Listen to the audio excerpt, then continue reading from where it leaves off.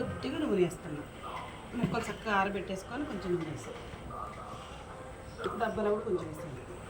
ఇప్పుడు దీని లెక్క ప్రకారం కారం ఇదిగోండి వెల్లిపాయలు కాసిన వాడుకునేది కాబట్టి కొంచెం వెల్లిపాయలు వేసుకుంటున్నాను.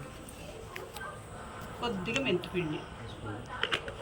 అమ్మ దుర్గా పసుపు డబ్బా ఇటీవరా, పసుపు డబ్బా ఇటీ అమ్మ.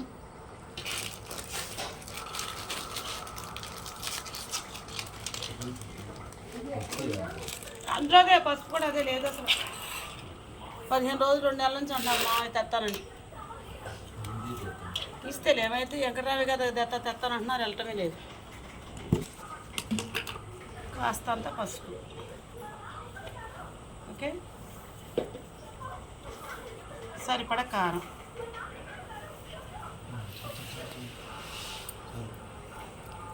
రెండు సార్లు ఉప్పు,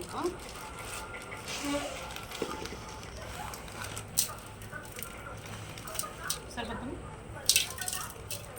ఓకే, ఇది మొత్తం చక్క మనం పైకి కింద కలిపేస్తున్నాం. ఇలా కారం, పసుపు, ఉప్పు, మెంతిపిండి, వెల్లిపాయలు, కొద్దిగా నూనె, చక్క దీన్ని మొత్తం అంతా కలిసిందా కలిపేసుకొని ఇవాళ రేపు చక్క అందరూ ఊరేసుకుంటాండి. 2 రోజులు పోయిన తర్వాత 3వ రోజు చక్క అప్పుడు ఉప్పు చూసుకొని ఆయిల్ పోసుకుంటే బాగుంటుంది.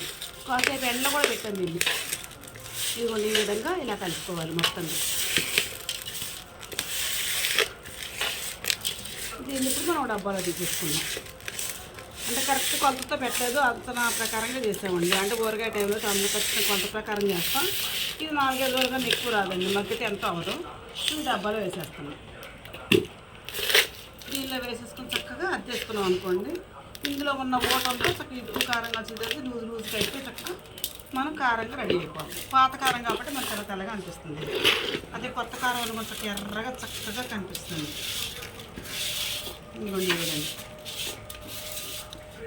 ఊరగాయలకు కూడా 3 సార్లు కారానికి, మాండి ముక్కలకి 3 సార్లు అంతే కదా. మరి మాండి ముక్కలు సోరడి కారం, సోరడి తక్కువ ఉప్పు, గిద్దెల పసుపు, కొద్ది మెంతిపిండి, 4 ఎల్లిపాయలు. ఓకే, ఇదిగో అయిపోయింది చక్కగా. ఇదిగోండి కొద్దిగా దీనిపైన ఆయిల్ ఒక్కరా వేసుకున్నాం.